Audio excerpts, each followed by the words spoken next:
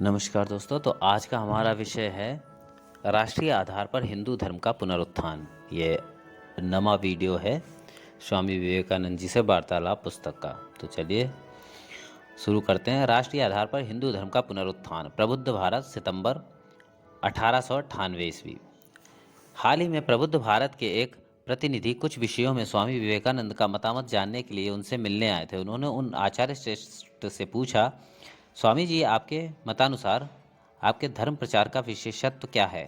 प्रश्न सुनते ही स्वामी जी ने उत्तर दिया, आक्रमण पर हाँ, केवल आध्यात्मिक अर्थ में।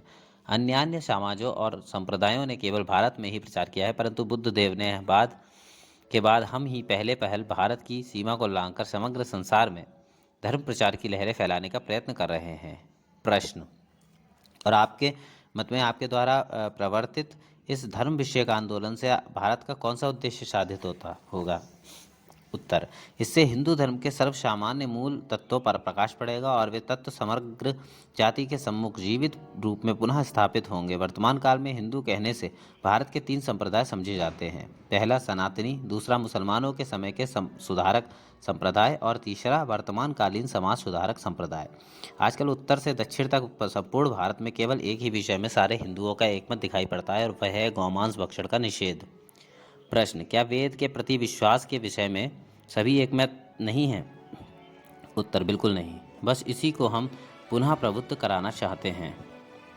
भारत आज तक बुद्ध देव के भावों को अपना नहीं सका। बुद्ध देव की वाणी सुनकर प्राचीन भारत केवल मंत्रमुग्ध जैसा चकित रह गया था, नवीन बल से संजीवित नहीं हुआ था। प्रश्न, वर्तमान काल में आप बौद्ध धर्म के प्रभाव को भारत में किन विषयों में देख रहे हैं? उत्तर, बौद्ध धर्म का प्रभाव भारत में सर्वत्र ही स्पष्ट दिखाई देता है। एक बात तुम देखोगे, भारत कभी भी किसी प्राप्त वस्तु को नष्ट नहीं होने देता। हो सकता है कि उसे अपनाने में उसे अपने रक्त मांस के साथ एक कर लेने में कुछ समय लगता हो। बुद्ध देव ने यज्ञ में प्राणी हिंसा का पूर्ण निषेध किया था। भारत आज तक उस शिक्षा को त्याग नहीं सका। बुद्ध देव ने कहा, गौहत्या मत करो। अब देखो, गौहत्या हमारे लिए संभव हो गई है। प्रश्न, स्वामी जी, आपने पहले जिन 3 संप्रदायों के नाम बताए, उनमें से आप अपने को किस संप्रदाय के अंतर्गत मानते हैं? उत्तर, मैं तो उक्त सभी संप्रदायों के अंतर्गत हूँ। हम ही ठीक सनातनी हिंदू हैं।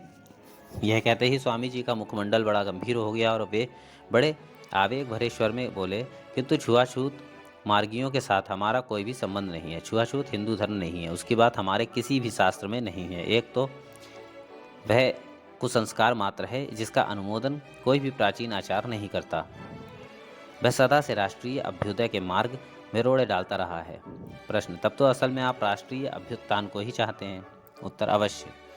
अच्छा, क्या तुम यह बता सकते हो कि भारत अन्य सब आर्य जातियों से पिछड़ा हुआ क्यों रहे? भारत की बुद्धि क्या कुछ कम है? क्या यहाँ कला कौशल नहीं है? उसका शिल्प, उसका गणित, उसके दर्शन शास्त्र आदि का विचार करने पर क्या तुम किसी विषय में उसे कम कह सकते हो? आवश्यक इतना ही है कि वह मोह निद्रा से सैकड़ों सदियों की दीर्घ निद्रा से जाग जाए और संसार की समग्र जातियों के बीच उसका जो यथार्थ कार्य है उसे ग्रहण कर ले। प्रश्न, परंतु स्वामी जी, बात यह है कि भारत तो चिरकाल से ही गंभीर अंतर्दृष्टि संपन्न है। अब उसे कर्म कुशल बनाने की चेष्टा करने से उसकी जो एकमात्र धर्म निधि है उससे वंचित होने की क्या शंका नहीं है? उत्तर, नहीं, तनिक भी नहीं। अतीत के इतिहास से प्रतीत होता है कि आज तक भारत में आध्यात्मिकता या अंतर्जीवन का तथा पाश्चात्य में कर्म कुशलता अर्थात बहिर्जीवन का ही विकास होता रहा है। आज तक ये दोनों विपरीत मार्ग से उन्नति की ओर अग्रसर हो रहे थे, पर अब इन दोनों के सम्मिलन का समय आ गया है। श्री रामकृष्ण देव गंभीर अंतर दृष्टिपरायण थे, परंतु बहिर्जगत में भी उनके समान कर्म तत्पर और कौन है? रहस्य यहीं पर है।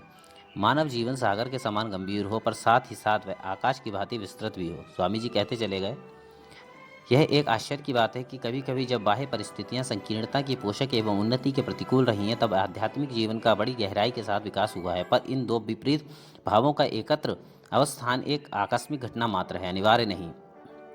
यदि हम भारत में अपने को सुधारें तो दुनिया भी सुधर जाएगी, क्योंकि मूलतः क्या हम सब एक नहीं हैं? प्रश्न, स्वामी जी, आपकी अंतिम बातें मन में एक और प्रश्न उठाती हैं। इस प्रबुद्ध हिंदू धर्म में श्री रामकृष्ण का स्थान कहाँ पर है?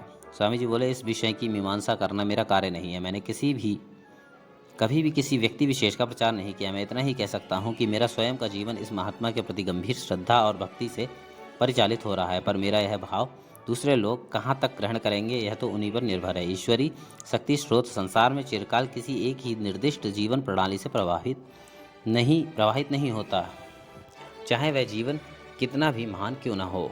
प्रत्येक युग में नए सिरे से पुनः इस शक्ति की प्राप्ति करनी होगी, कारण हम सब भी क्या ब्रह्म स्वरूप नहीं हैं। प्रश्न। धन्यवाद। मुझे आपसे बस एक प्रश्न और पूछना है। आपने अपने देशवासियों के लिए अपने प्रचार कार्य का उद्देश्य तथा प्रयोजन बतला दिया है। इसी तरह क्या आप उसे साध्य करने की कार्य प्रणाली के विषय में भी कुछ बतलाने की कृपा करेंगे? स्वामी जी ने कहा, हमारी कार्य प्रणाली का वर्णन सहज है, वह और कुछ नहीं, केवल राष्ट्रीय जीवन आदर्श को फिर से स्थापित करना है। बुद्ध देव ने त्याग का प्रचार किया, भारत ने सुना और 6 शताब्दियाँ बीतने के पहले ही वह अपने सर्वोच्च शिखर गौरव शिखर पर आरूढ़ हो गया। यही रहस्य है, त्याग और सेवा ही भारत के राष्ट्रीय आदर्श हैं। इन दो बातों में भारत को उन्नत करो, ऐसा होने पर सब कुछ अपने आप ही उन्नत हो जाएगा। इस देश में आध्यात्मिकता का झंडा कितना ही ऊंचा क्यों न किया जाए, वह पर्याप्त नहीं होता। बस इसी पर भारत का उद्धार निर्भर है।